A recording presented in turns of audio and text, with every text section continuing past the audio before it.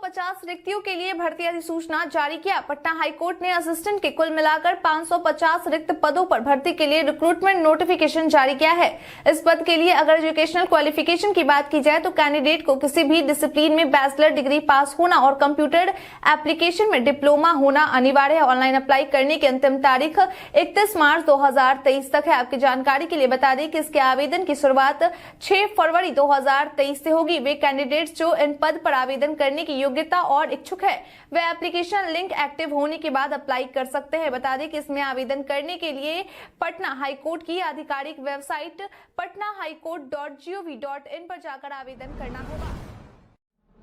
बीते दिन समाधान यात्रा के तहत सीएम नीतीश पहुंचे सहरसा। बीते दिन मुख्यमंत्री नीतीश कुमार अपनी समाधान यात्रा के दौरान सहरसा पहुंचे, जहां उन्होंने कहड़ा प्रखंड के बल्हापट्टी गांव में विकास कार्यों का समीक्षा लिया। इस दौरान सीएम नीतीश ने बल्हापट्टी पंचायत भवन का निरीक्षण करके तालाब में मछली और बत्तख भी छोड़े और उसके बाद नीतीश कुमार ने सहरसा में मॉडल सदर अस्पताल का उद्घाटन भी किया।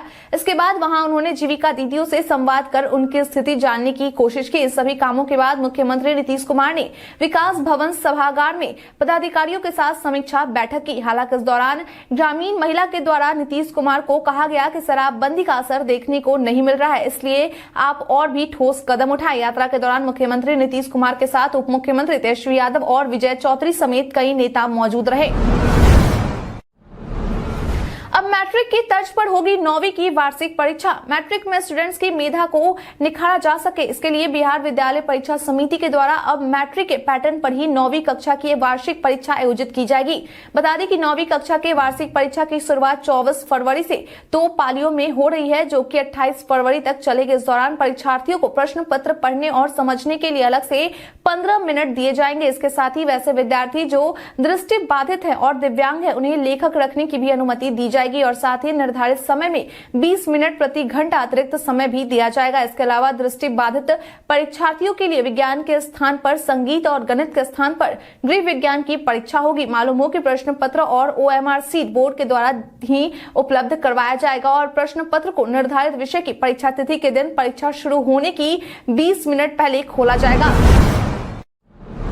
बिहार के बेतिया में टला बड़ा रेल हादसा। बीते दिन एक बार फिर बिहार में बड़ा ट्रेन हादसा टल गया। बता दें कि बीते दिन पश्चिम चंपारण के बेतिया में सत्याग्रह एक्सप्रेस की 5 बोगियां चलती ट्रेन से अलग हो गई। इसके बाद रेल यात्रियों के बीच अफरा तफरी का माहौल पैदा हो गया। हालांकि जब इसकी जानकारी ड्राइवर को मिली तो ट्रेन को पीछे लाया गया और अलग हुई बोगियों को जोड़ा गया। आपकी जानकारी के लिए बता दें कि यह हादसा अचानक सुगौली नरकटियागंज रेलखंड पर मझौलिया स्टेशन के पास हुई। इस घटना को लेकर ऐसा माना जा रहा है कि यह घटना कपलिंग टूटने के कारण हुआ है। हालांकि इस घटना की जानकारी जब रेलवे पदाधिकारियों को मिली तो पदाधिकारियों के पहुंचने का सिलसिला शुरू हो गया। फिलहाल इस घटना के पीछे का कारण जांच के बाद ही पता चल सकेगा।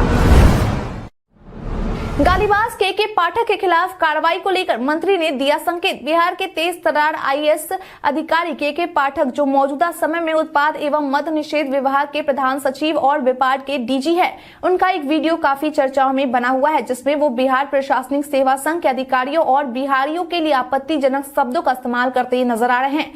बता दें कि उनके इस वीडियो को लेकर उनके खिलाफ बीते दिन गुरुवार को कोतवाली थाना में मामला दर्ज करवाया गया। इसी को लेकर भाषा अध्यक्ष शशांक शेखर सिन्हा के द्वारा कहा गया है कि उन्होंने न केवल अधिकारियों को और डिप्टी कलेक्टर के लिए अभद्र भाषा का प्रयोग किया है, बल्कि उन्होंने बिहार के लोगों के लिए भी इस तरह के भाषा का प्रयोग किया है। ऐसे में उनके खिलाफ कार्रवाई होनी चाहिए। इसके लिए हमने शुक्रवार को काला बिल्ला लगाकर काम करने का निर्णय लिया है। इसके साथ ही मद्य निषेध मामलों के मंत्री सुनील कुमार का भी यही कहना है कि वह मांग करेंगे कि के पाठक पर कार्रवाई हो।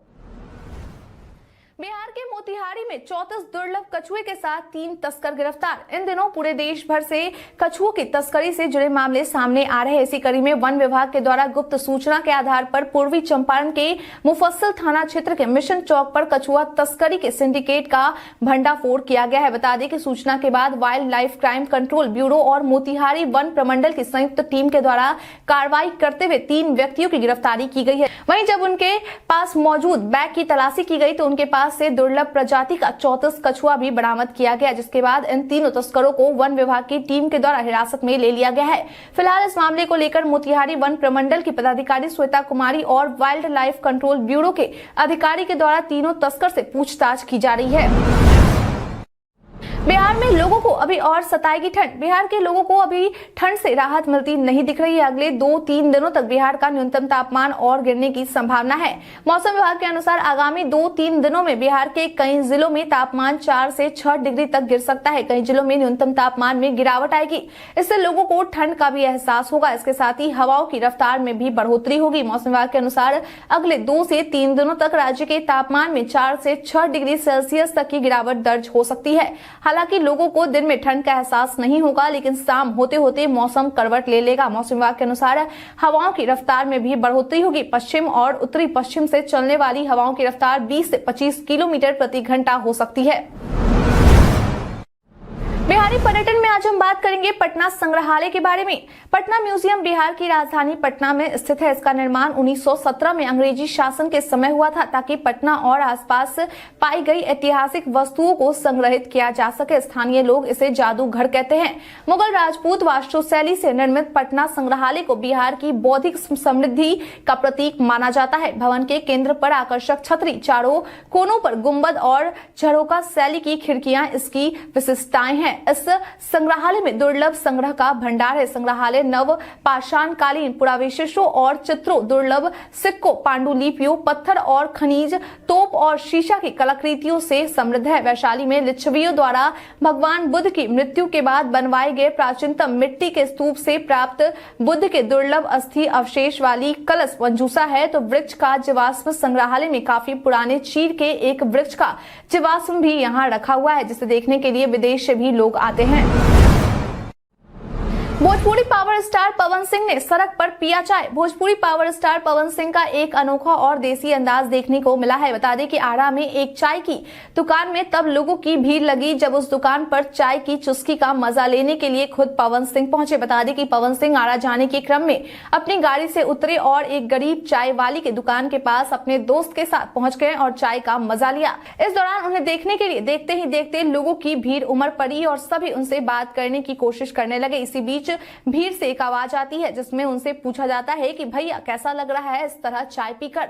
आज आप 10 साल पहले वाले अंदाज में नजर आ रहे हैं। जिस पर पवन सिंह ने जवाब देते हुए कहा कि यही असली जिंदगी है, यही अपने गांव का लगाव है, यह मजा कहीं और नहीं मिलेगा। वहीं चाय पिलाने वाली महिला ने भी पवन सिंह एक हफ्ते में पहुंचे 16वें नंबर पर। बीते साल 2022 में तमाम अरबपतियों में ताबड़तोड़ कमाई करने वाले शख्स में एक नाम भारतीय उद्योगपति गौतम अडानी का भी था, लेकिन 2023 उनके लिए काफी बुरा साबित हो रहा है। बता दें कि गौतम अडानी अब टॉप 10 अमीरों की लिस्ट से भी बाहर हो गए हैं। ब्लूमबर्ग की रिपोर्ट के अनुसार साल 2022 के अंत तक गौतम अडानी टॉप 10 बिलियनियर की सूची में दूसरे नंबर पर पहुंच गए थे। हालांकि वे इस पायदान पर ज्यादा देर नहीं रह पाए और अब 2023 की शुरुआत में अमेरिकी रिसर्च फर्म हिंडनबर्ग की एक रिपोर्ट से यह बात सामने आई है कि अडानी के साम्राज्य में ऐसी उथल पुथल मची हुई है कि महीने भर में उनकी नेटवर्थ से करीब 48 अरब डॉलर साफ हो गया है और वे टॉप 10 अमीरों की लिस्ट से निकलकर 64.7 अरब डॉलर के साथ 16वें स्थान पर पहुंच गए हैं।